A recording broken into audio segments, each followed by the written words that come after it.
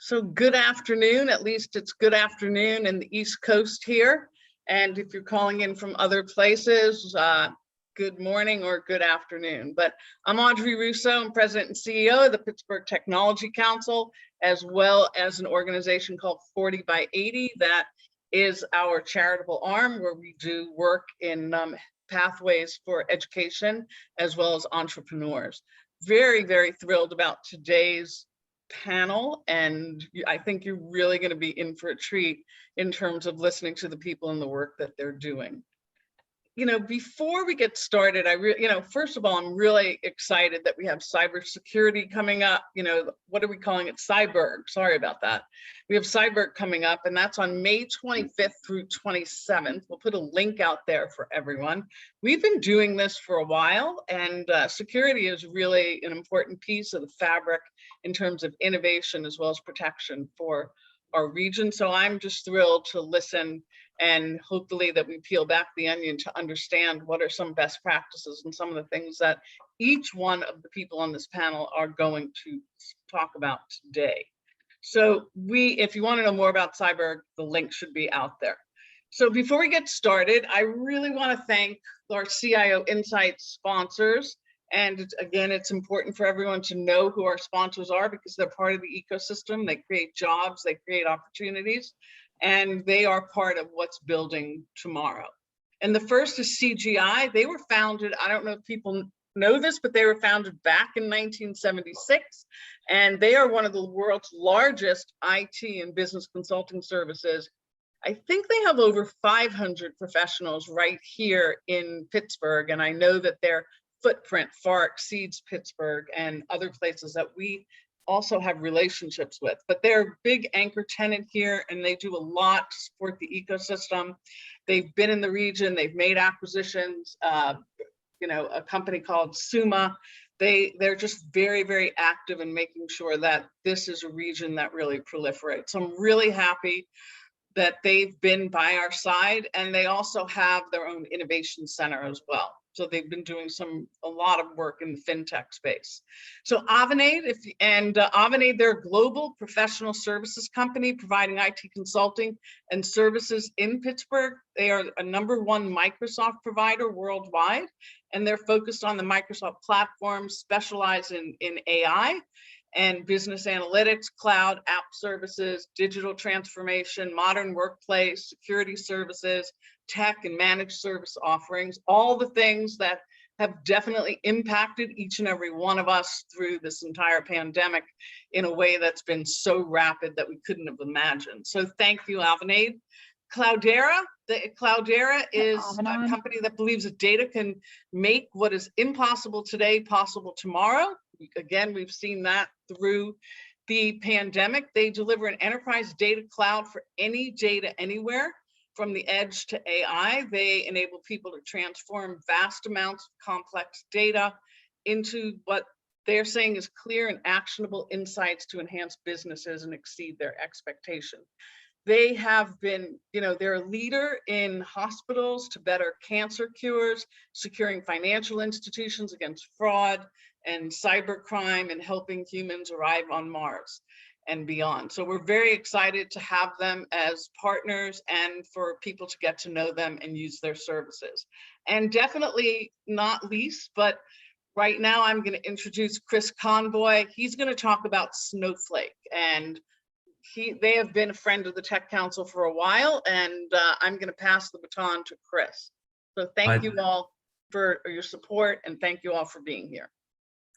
I echo your statements, Audrey. Thank you to everybody, and thank you for the opportunity to introduce myself as well as the Snowflake team.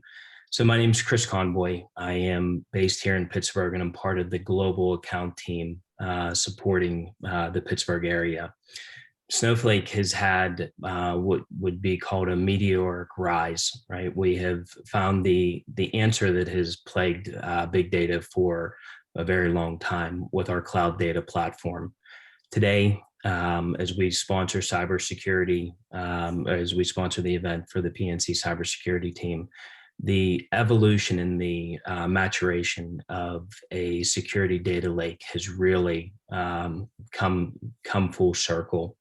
The uniqueness of the Snowflake platform with our separated compute and storage really offers and delivers some of the analytics that security and cybersecurity teams weren't able to do in the past. So thank you to the PTC and thank you to PNC for your thought leadership and delivering your messaging here today.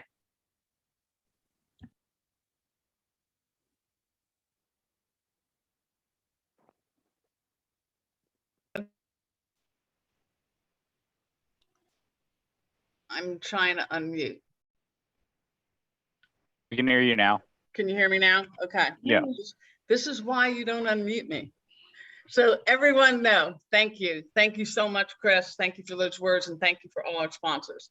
So a couple of things. First of all, throughout the panel discussion, feel free to add any of your comments, questions, and anything to the conversation right into the chat. We will pay attention to the chat. We will make sure that there's an opportunity for those questions to be asked. And at the end of the panel discussion, if the time allows it.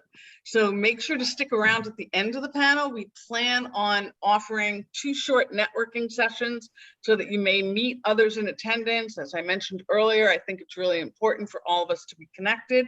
And now, without further ado, I am very thrilled to introduce today's moderator, Susan Koski. And Susan is the SVP and Director of Security and Enterprise Response at PNC. And now I will go on mute.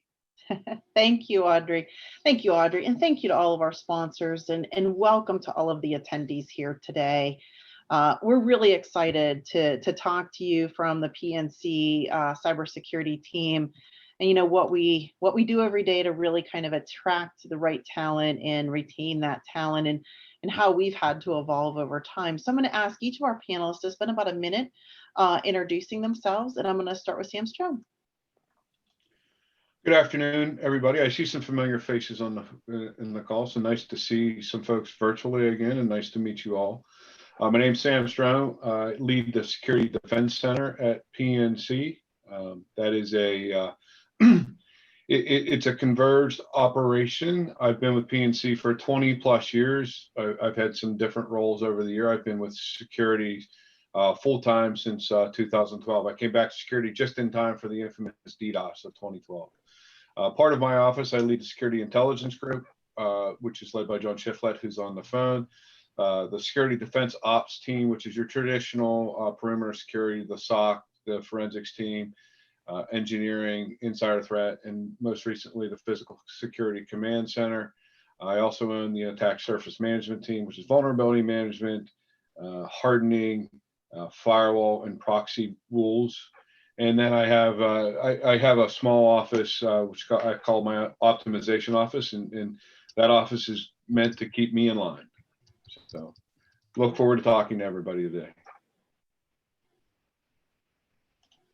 And I think we're going to have Annie Howard step in and introduce herself. Annie, the floor is yours. Hi, good afternoon. My name is Annie Howard, and I lead the Identity Access Operations Organization. And we're primarily focused on creating innovative and transformative services as it relates to identity, credential, and access management for the workforce at PNC. We're really focused on using technologies to drive transformative business processes so that the services that we offer from an access management perspective are in fact easy to use, frictionless, and really enable the workforce to be able to accomplish more with what they're trying to focus on. And I'm Jonathan Shiflet. I lead, as Sam said, I lead intelligence operations at PNC Financial Group. So what that means is the teams under me look outside the bank and inside the bank to try and determine what threat actors would want to do, hopefully prior to them doing it here, so that we can arm Ms. Koski and leaders throughout the bank with the appropriate knowledge and tools so we can be prepared to stop whatever threat may rise from the new threat landscape. Thanks, Jonathan. And hi, everyone. I'm Kate Tweedy, and I manage the cryptographic security team here at PNC.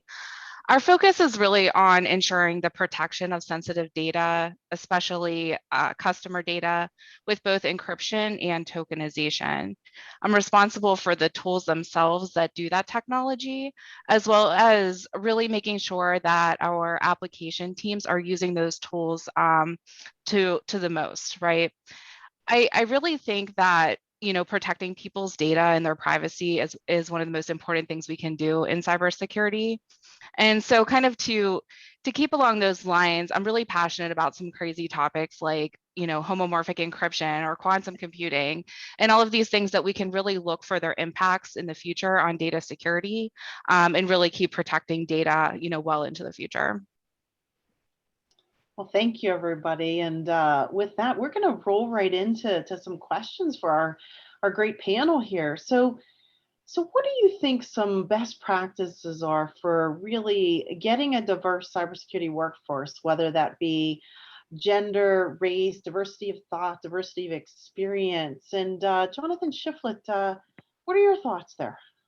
Hi, thank you for that, Susan. So we've expanded the security intelligence group rather significantly over the last few years. And the key to doing that in a way that welcomed a broad spectrum of capabilities, understandings, and viewpoints was having what's called a will train mentality. And that really came top down from Sam and Susan. The idea from we basically stole it from the US military. It's called Army Force Generation, R for Gen, because we like useless acronyms in the Army. But the bottom line is you should always expect to have part of your people fully engaged in the effort, part of your people training, and part of your people resting or refitting. It's interesting how often in the technology space we forget to account for downtime when we right size an organization. And that's actually very clear or very critical to making sure you don't burn your people out, which is one of the biggest problems we have here. And so what we did by adopting the will train mentality, the idea that I'm looking for talent and drive, I don't so much look for skills, because I can teach skills. I can't teach drive and passion. So I would much rather have somebody who says, during a screening interview, I don't know necessarily the difference between a stateful firewall and a full packet inspection firewall. But then when I bring them back for a follow-on interview, they've looked that up. That's one of the key tools we use, is a phone screening to determine, do they meet minimum requirements? We obviously can't just take anyone, but then provide them opportunities to demonstrate a passion. And if you are passionate for this work, I will take that passion over a dozen certifications, because I can get you to the certifications. I can't make somebody love this. I know Annie loves this job, and so she's got some things she's going to want to say about this. Yeah, Jonathan, you probably see my face like highlighting, like, yes. I think oftentimes, especially with cybersecurity, right, I kind of equate it to the medical field, right? You have specialties within the field and then subspecialties, right? You could be into cryptographic services, but maybe you're really into a secretless journey. There are others that really focus on passwords and protecting passwords. So I think what's interesting is that cybersecurity, there are jobs that are becoming available that don't exist yet.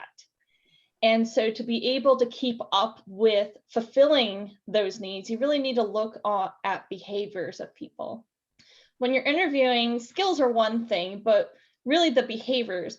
Are you able to do self-directed learning? Are you familiar with how to do micro-learning, right? Do you know how to look at a problem and instinctively know that this doesn't look right? There's something off here. How do I communicate that? How do I inspire conversation and engagement with the right people to be able to protect the firm, to be able to create innovative solutions to really reduce manual work sets, right? And really drive towards the overall mission of your organization. So Jonathan, you hit it right on the head. It's really making sure that when you're interviewing people where you're really looking for talent, you may find talent in areas that you didn't even think existed. I know recently, my most recent hire, I actually met him at a dinner party. And 2 years later, I found out through that same friend at a dinner party that he was looking for a job. And it just so happened that they had cloud experience. And I was looking for cloud people. So you never know where you're going to find that next talent. It's really making sure that you're observant and keeping up with those connections and really talking to people like yourself and keeping those relationships alive so that you can help each other achieve your mission. Yeah, and I'll just add that cast a wide net, right? And we've worked very closely with our HR partners to not filter out candidates just because they don't tick all the boxes on the application. And we've worked very hard to make PNC, the security organization within PNC, as a destination.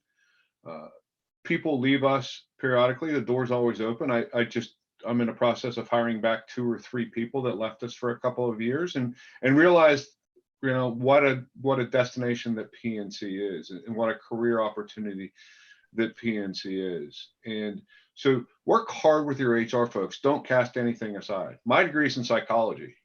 So you would never think that I would be a leader within a security organization, but that's the path my career took me.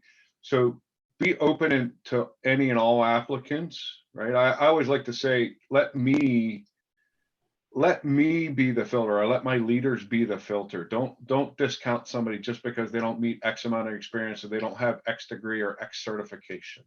It's really that train mentality. I like to say curiosity is the #1 trait I look for in somebody, right?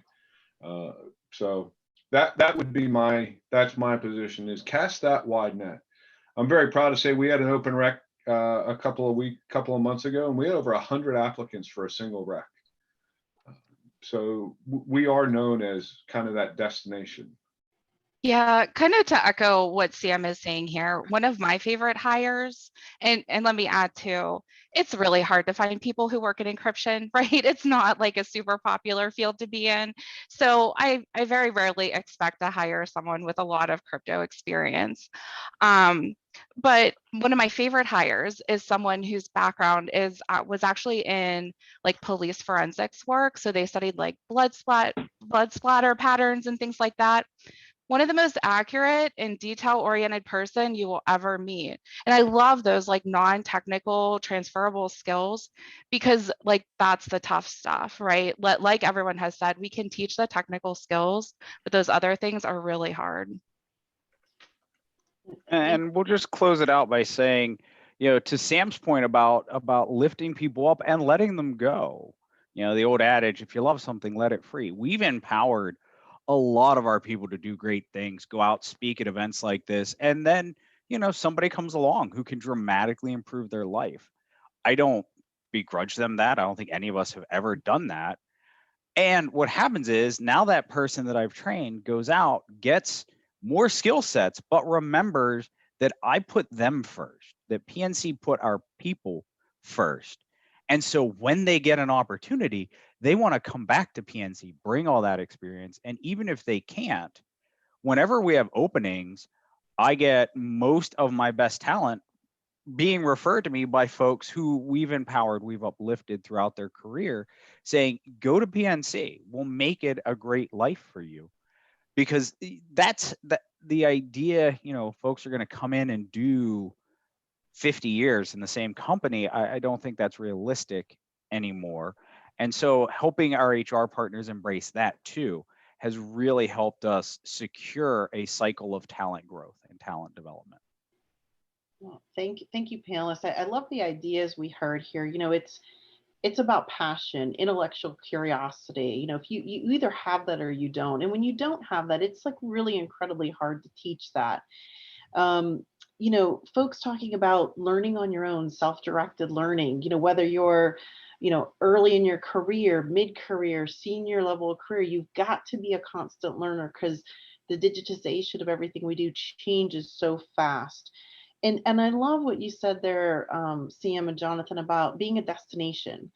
Sometimes we're an exporter of talent too, but that's okay. And it's really good. We want folks to feel comfortable with that. And, some of those folks return. And I think Annie and Kate, what I loved really about what you said too is, doesn't mean that it has to be someone with those core skills. We can look for traits of folks from different specialties to really bring in. And so I think, all in all, we tend to cast a very wide net. We don't just kind of look for a single type of individual. It's a very, very broad perspective. So given that, right, we've all faced a global pandemic, people working remote, and how do our panelists think about remote workers?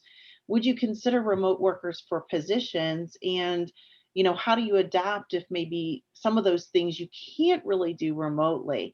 So we're going to start with Kate Tweedy. So Kate, what are your thoughts? Yeah, thanks. So with working in encryption, a big part of what I do is managing the actual encryption keys for them. And this involves, some specialized work, a very high security standard. And really, we require sometimes fully air-gapped offline components. So it's not like you can just log in and do some of this work remotely. So, in this kind of new era, while we are looking at different ways of adapting, like work that we've done before, we're really seeing, at least in this more specialized role, that we are in fact going to, continue to require people to be in the office for work. This is really good for people in Pittsburgh because, while we're definitely, interested in people, across the country that, have talent or are interested in working at PNC, which is very important, there are always going to be specialized roles that we're going to require people in Pittsburgh or in some of our other hubs. So, that work will continue in a very safe way. But yeah, definitely looking for that Pittsburgh talent to fill those roles. And I'll just add, right? So the Security Operations Center is traditionally a very in-person, on the floor type of an operation. And so we had just, and I don't want to use the word luck, but we had prepared right before the whole pandemic hit and empowered our folks to work remotely. So we give them the technology, and we had moved to soft phones. A lot of that was, again, quality of life. The SOC is a 24/7/365 operation, right? So they have to work weekends, holidays. So we had empowered them to work. And then when this occurred, when the pandemic occurred, we were very easily able to transition immediately to 100% remote work for the Security Operations Center. We do still have a couple of individuals that have to go in from a forensic standpoint, right, for a chain of evidence. But 99% of our folks are working remotely. And we have not only survived, but we have excelled during this time. And it gives us business continuity. It does expand kind of the security without borders type of a hiring mechanism, in the fact that we're no longer constrained by, hey, you have to be able to come into Pittsburgh, and you have to be able to go into the office.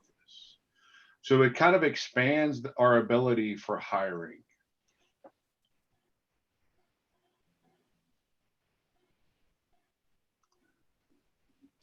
Other thoughts from anyone else?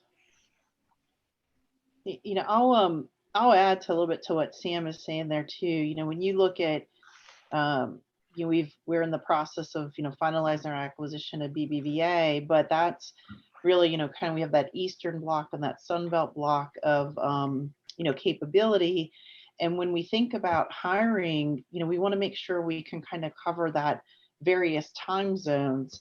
And when I look to hire folks, and I've looked to hire folks in the past, it was really around finding the appropriate talent. And you find, some of your talent that's been in career for a while, right? They can really self-manage and actuate remotely.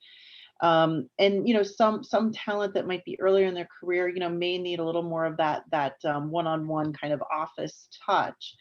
But it's also incumbent, I think, upon us as leaders, and a lot of us have had to stretch if we haven't had to stretch before, to stay more connected with our people, be on video, right? Show that we're available. We do things to kind of keep that connectivity, like a weekly just chat, what's going on in the overall, our security and enterprise response team, and about 900 people. Each of my leaders does, fireside chats, but allowing people the ability to ask questions, whether you're managing a team, individual contributor, whatever it might be, and really kind of walking the floor, but in a virtual way. We found that incredibly important, so people stay connected. And then there's some folks we know that really want that touch, so we spend a little more time, because we know that without that, they would maybe struggle a little bit. Well, thank you, everybody. I think, so where do we see, when we think about training and we think about building our ecosystem of talent, where, when you guys are hiring folks, or where you see folks that might need training, where are we seeing the need for that training to kind of round out having that diverse workforce from a diversity of thought, skilling for the next things that are coming down the pipeline, et cetera. So Annie, maybe I could start with you. Yeah, thank you, Susan. So it's quite interesting when we talk about like gaps in training or gaps in knowledge.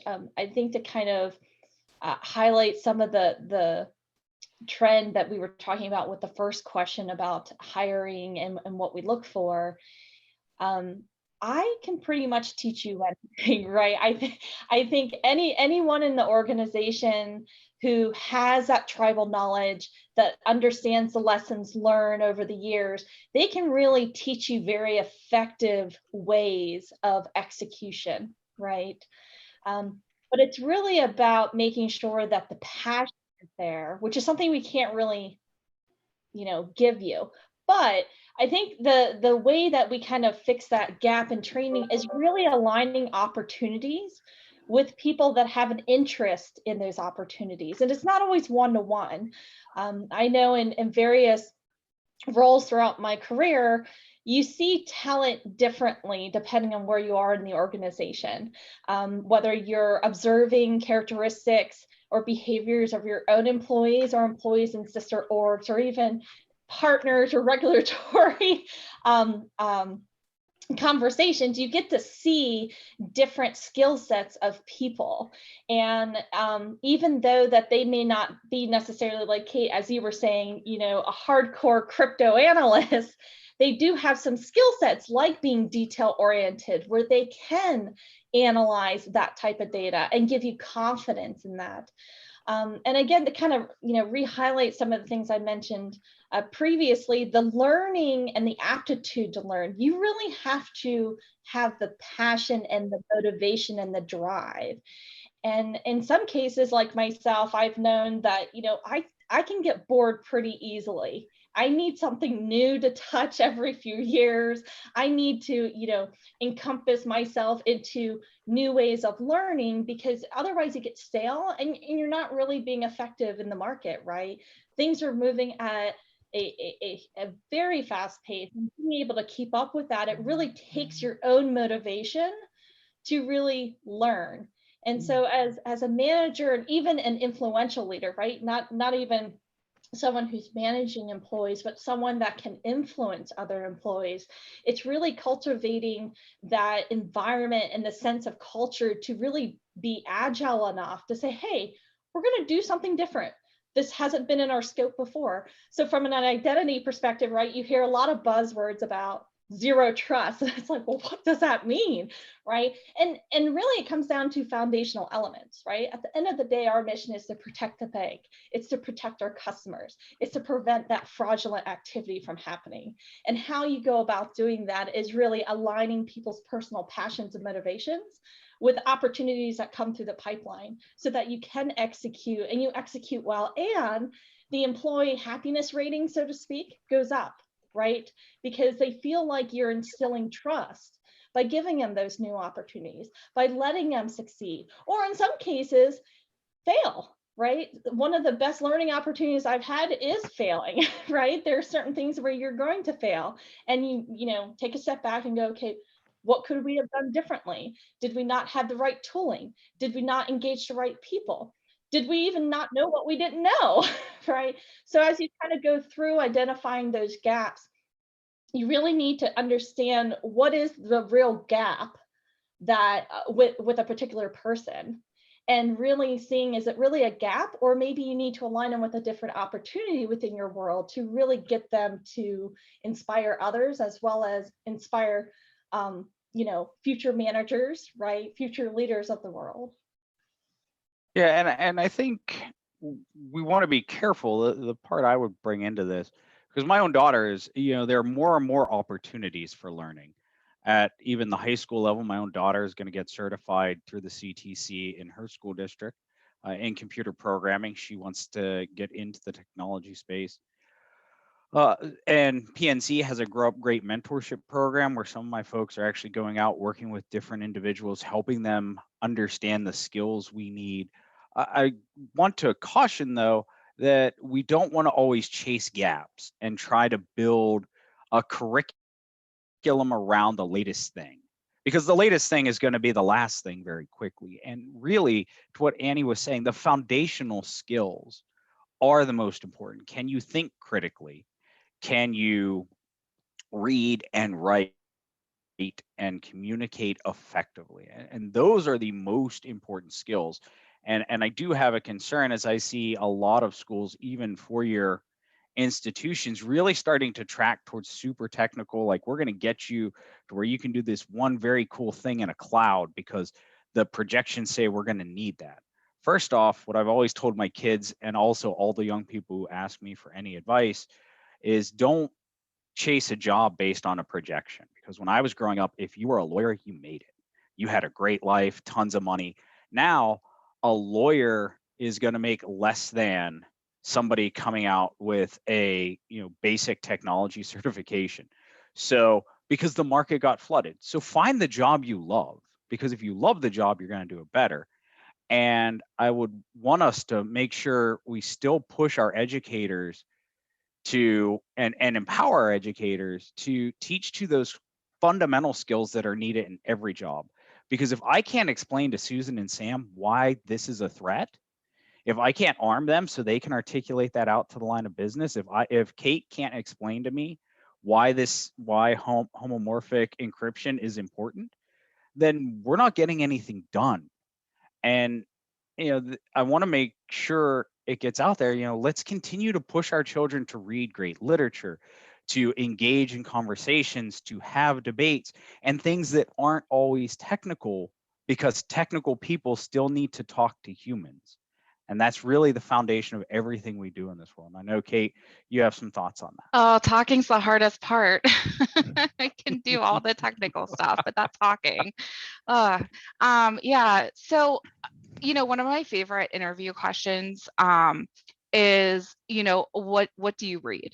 And so that kind of lends itself to what you were just talking about, Jonathan. And I love hearing about just non-technical stuff, but I also love, are you subscribed to technical blogs, right? Do you have a certain author in a technical space that you read? What are those types of things? I think a lot of times we're super focused on certifications. Did you study? Did you pass a test? And I feel like they've lost their luster sometimes a little bit because they're built into curriculums. Like if you go to school, if you get this degree, you walk out with all of these certifications. And I'm really curious, okay, that's great, but what's your passion outside of school? Are you still passionate about tech? Are you building a computer at home? I had someone who had an Oracle kind of infrastructure set up in her house that she would talk about when she came into interview. So those are types of things that I just hope aren't getting lost, is that just nerdiness about us all that, is really important and really shows how interested you are in technology and how passionate you are about it. Kate kind of hit it right on the head for me. I'm not a big fan of chasing certifications. I'm not a big fan of saying, hey, I've got this SANS course or that SANS course. I've got this ISACA certification or that. For me, it's more about demonstrate to the team that you want to learn. So come to me and show me what you have learned, and then I'll help you push you down, or will enable you to get down that path. Don't come to me and say, I want this 501 SANS course that costs $7,500 without showing me that you've taken steps on your own to kind of deserve to take that test. It's all about passion. One of the best training classes I ever took was right after I started at PNC, and it was a public speaking class. And this is how old I am and how long I've been at PNC. We had to stand up in front of the class, improv a conversation, and it was videotaped. right, on a VCR. We then had to go into the room with the facilitator and watch yourself on videotape, which is extremely uncomfortable for a young professional. And you have to count the ums and ahs. You have to look at how you're rocking. And still to this day, when people are talking, I unconsciously count those ums and ahs. I encourage all of my folks to take those types of classes. To Jonathan's point, they will be more effective for your career than any number of certifications. Again, we can teach you the technical skills. I don't care if you have a CISSP, a CISM, an XYZ, ABC, PMP, whatever. I could put an alphabet behind my name, and I choose not to because I don't think they're relevant anymore. It's more about who you are and your ability to communicate what you know. And that's what you have to train. You can know everything. If you can't communicate it, you will never be successful. Well, and to what Kate and Annie were saying, it gets to the why are you doing this? The answer that kills in an interview in a bad way for me in an interview is, oh, well, I really want to get into security because I hear it's a growing career field. I hear the pay is going to be really great here. Like, okay, maybe, but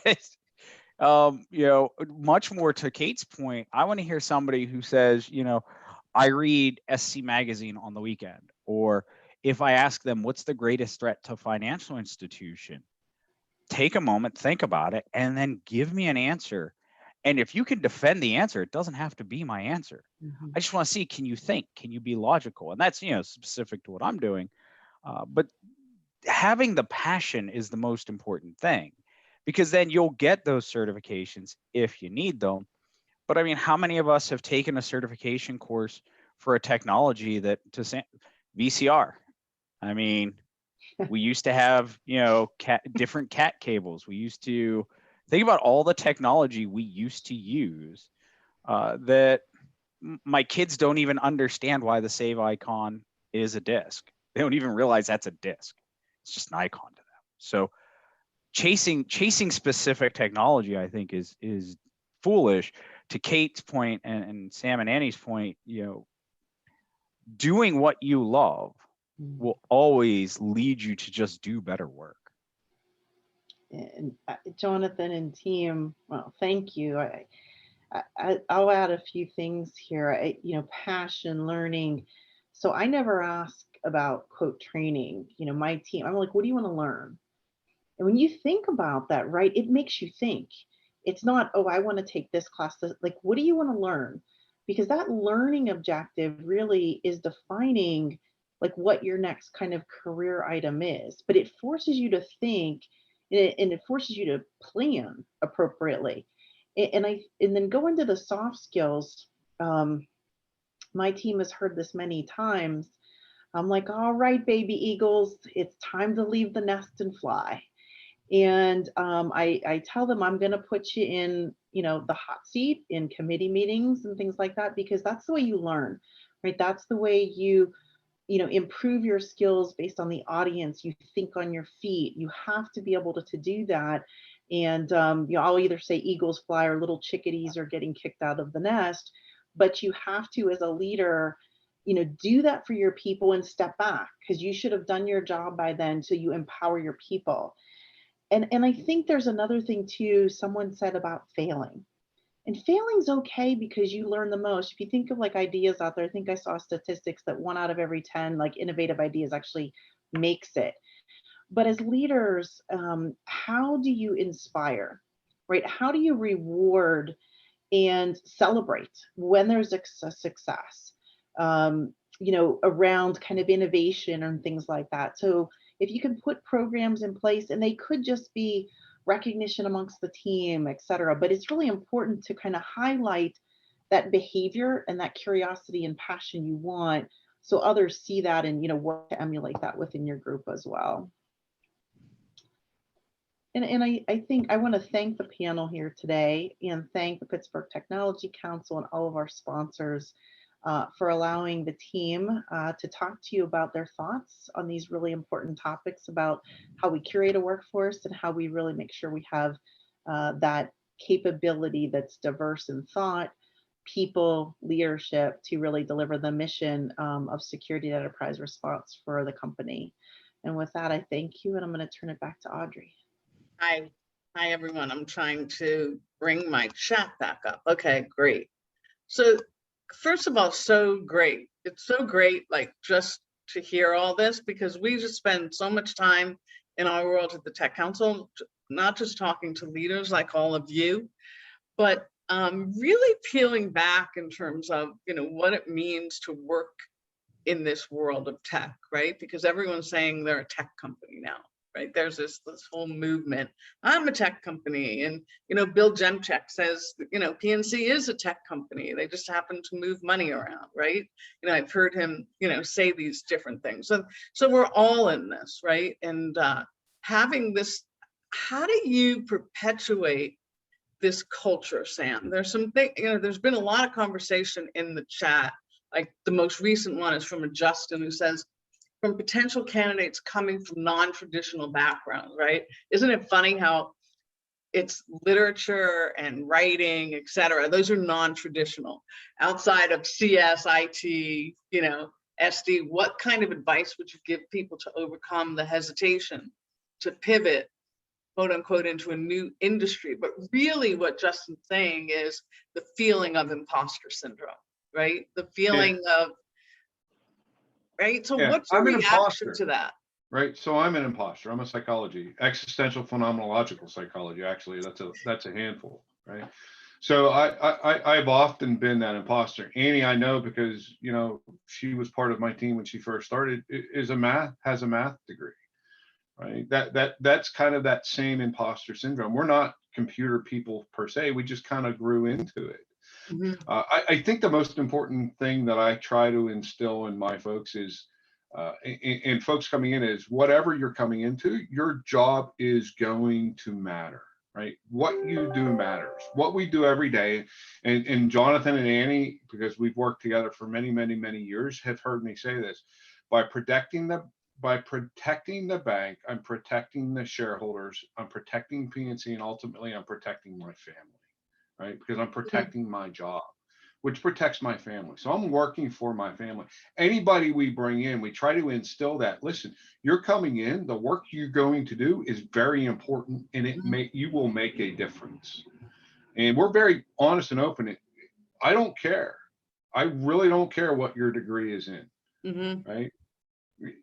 If you're a very technical person, I can put you in a technical role that's kind of the head down. You don't have to deal with people. If you're more like Jonathan or myself or Annie or Kate, where you're more, where you can have that communication role, and we give that sense that, hey, you can start as a level 1 analyst, and you can progress and become a manager. Annie has very quickly. Kate has very quickly. Right? John was brought in as a leader, but he has progressed in leading a larger organization with a bigger voice. Right. Right. So we promote that sense that you can come in, but we can let you grow. Right. And your job is going to be important. So, but Sam, did you say you're going to abandon your existential psychology background? I still use it every single day. Right. Exactly. It's funny, right? So psychology is very applicable by what I do every single day, because I'm dealing with people. I'm dealing with people that have to have something today. And I have to talk to them kind of off that mark, saying, do you really have to have it today? Or is there a better way to approach this? Oh, you have to open up all the websites to everything because we have to do the job that way. Okay, well, let's step back. And is there a better solution? But you have to be able to talk to people. Susan jokingly calls me the mayor because I've been at PNC so long. I know so many people. I'm a connector. So if somebody, even outside of Susan's organization, needs to get something done, they come to me because they know that it's about developing those relationships, which is very psychological based. And to circle back to the whole training issue, I think that's one place a lot of companies maybe make a mistake, and Sam and Susan have done a great job succeeding on this, which is actually realizing you need to teach leadership. Right. The idea that you just magically, well, hey, you're a manager now, congrats, that doesn't work.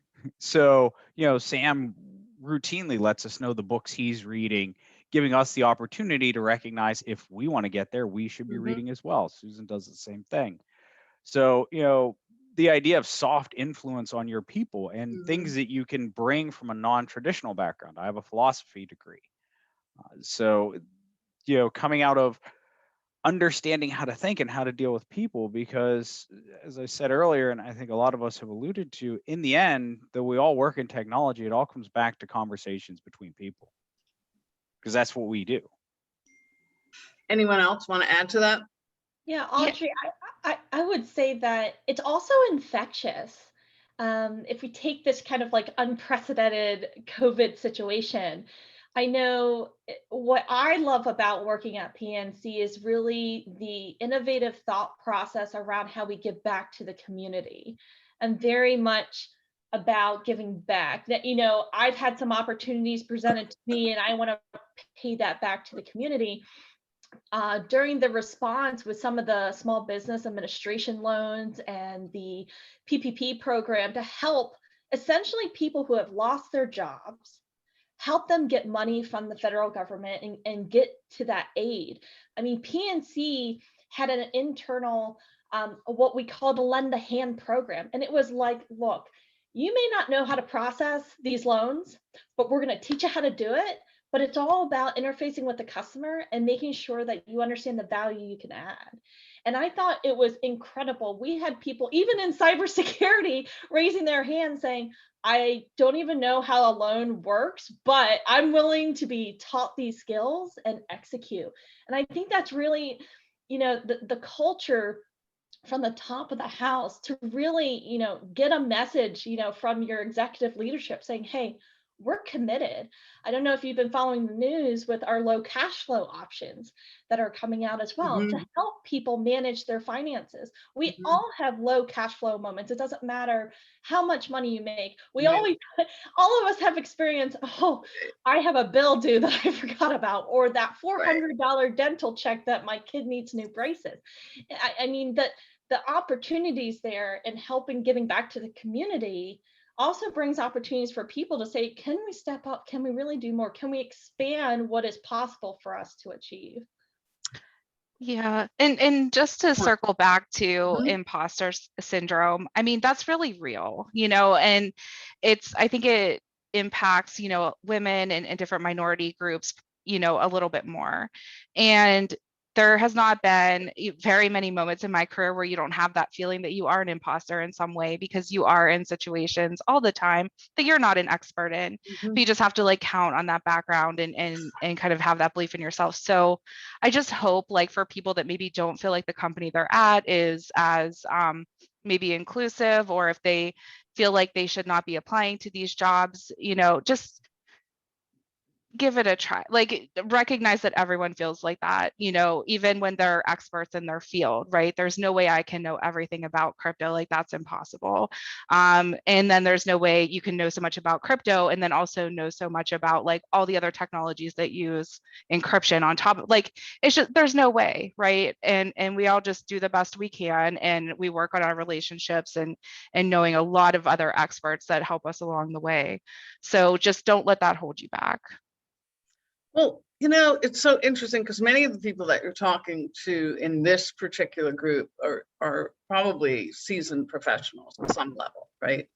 So what really intrigues me, having worked in tech for many years and then now sort of being in a role at the macro level, like what Sam articulated, I probably have that role, Sam, that you have in the community, like the connector, trying to figure out ways to match people up, knowing the shortest pathways for people to, meet customers, meet talent, et cetera, how it's like, listening to all of you today, I want the world to know that this is the culture inside of PNC. We have to figure out ways to also sort of levitate all of your voices so people know that this can really happen, right? This can really happen in a large, growing, national company that has a tremendous footprint that is, pivotal to Pittsburgh, but also across the nation.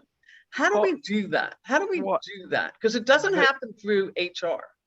No, so I think there are a couple ways we do this. One, Susan and the organization empower us to go out and speak on the national stage. Like Right. Annie went to Grace Hopper. I believe, Kate, you went as Right. well.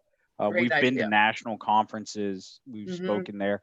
But also to that idea we talked about where we uplift people, and sometimes they're going to leave because, I mean, in the end, there are so many billets and the, it goes up like this. So for some folks, going up means going out. And by being okay with that and supporting our people in that, I've got people now out in California. I've got people in the Mhm. Pacific Northwest. I've had people Right. go to Uber. I've had people go Mhm. to, Microsoft. We've had people go out into the community, and those folks become our advocates. Those Right. folks come and talk about how, Right. one, they love Pittsburgh. They always want to come back. And Mhm. our city is our greatest selling point. The amount of people I get who, even just now, we have a strategic intelligence analyst position open. The amount of people who come in, and they're coming from NSA, CIA, the top Nice. tier intelligence agencies. Nice. Like, so what's got you interested in our role? Well, I want to come back to Pittsburgh. Right. And they've heard about our company from this person or that person, and they Mhm. understand our culture, which culture is important. It's not just a paycheck. And to Annie's point and others, the idea that folks are empowered to bring their whole self, that's not just a line in on a marketing gimmick. We have what are called EBRGs, employee business resilient or resource groups, where folks can come together around their diverse background and advocate and do outreach and make planning. And so I support veteran groups. I also support LGBTQ plus groups. I work with youth in the marketplace, because all of that's important to me, because in the end, I'm going to retire someday and somebody's got to take my place. But also, it makes people feel better if they know that the work they're doing makes the world better. Yeah, and Audrey, I think, Jonathan hit some points there about, speaking at conferences and things like that. Right. That's a certain audience, but forums like yours where you have such a broad Right. reach across those, if there's places where, hey, I liked what, someone Mhm. said here and you'd like them to talk to a group, Right. we're very open for that. And we also want to help, right? And I think the other thing we've all said is pay it forward. Someone helped me many years ago, and she taught me, because ladies, for those of you who don't know, ladies, we don't often ask, right? We don't ask for that promotion, that raise. I mean, that's just, ladies don't always tend to do that. Kate's smiling because I taught Kate and she turned it around on me very well. But I think, but that's important, because our job is to really, if someone helped you, help someone else, whether it's Okay. at work or in the community. All of us have neighbors, that may have needed something during COVID. It's about that connectiveness. And I really think, if there's ideas you have, Audrey, in the technology council team, where Mhm. it'd be helpful to hear from some of the, great folks here. We love doing that. We're very Well, passionate about it. we are gonna, Susan, that is just perfectly articulated, because that is actually our sweet spot in terms of making sure that we're figuring out some ways so that Kate can talk to people and Annie can talk and you can talk and, et cetera, et cetera. And that's the contagion, and that's behind the scenes where people can hear having these conversations. And it's not just about the tech and the breach and the specific issues that you faced. It's really, listen, people don't leave companies because you have great HR departments. People don't stay for a lot of reasons, and they do stay when they're working with amazing people. Doesn't mean they stay forever, and doesn't mean, like John said, you don't set them free, but the impact that you have on people's lives is pretty profound. So I'm going to take it as a to-do, Sam. I'm going to take it as a to-do that Monica and myself and others are going to figure out some ways that we can weave you into a lot of the work that we do. We've just started, launching an apprentice program that's soon going to be known to all. We've also have a launch program for young girls that's been just blown us away. And we need leaders, and it doesn't matter if they're women or men. We need leaders, and these are girls who are in 11th and 12th grade, and thinking about their lives, and they come from places that you wouldn't suspect. And we're talking about the kinds of things that all of you have brought up today. So my hat's off to all of you. I mean, Sam, thanks for being an existential psychologist and weaving that into your world. And everyone should know that before I got into tech, I was a social worker for a short period of time before I realized that I needed to earn a living, and got into tech after that. But the point is that taught me a lot. And it taught me about the human connection and the importance of, the inclusivity for all people and all voices. But it's a lifelong journey. So on that note, Monica, you guys have been amazing. So thoughtful, so candid, no BS, honestly, really great. I can't thank you for taking the time with us today and figuring out some ways that we can just continue along this journey. The more we know, the more we share. Sam, you want to say anything? I did, and I think one thing that you will see consistently across all the panelists here is our passion for what we do. I hear it. And it's not only passion for security, it's our passion for our people. And we care about the people. We're a family, right? And families bicker, we fight. We may not sit down at the dinner table together every night, but in the end, we're a family, and we always come together in time of need. And we are a family, right? Annie worked for me for years. I tell her, hey, listen, just because you're leaving the house, you're not leaving the family. You can always come back. I'm always here to talk to. So I always got a room. Yeah, yeah, we are a family, and we're proud of that. And Susan, right? And Susan does that same thing. Susan, she knows personal thing. She connects to her people on a very personal level, which is important. Yeah. As a leader, to connect to your folks on a very personal level. Sam, they're lucky to have you. Oh, I'm lucky to have Susan and my team. I like to tell the guys, I'm the guy that stands out in front and takes all the bullets, and I give you guys all the credit. So. Good for you. Good for you. That's a good reminder.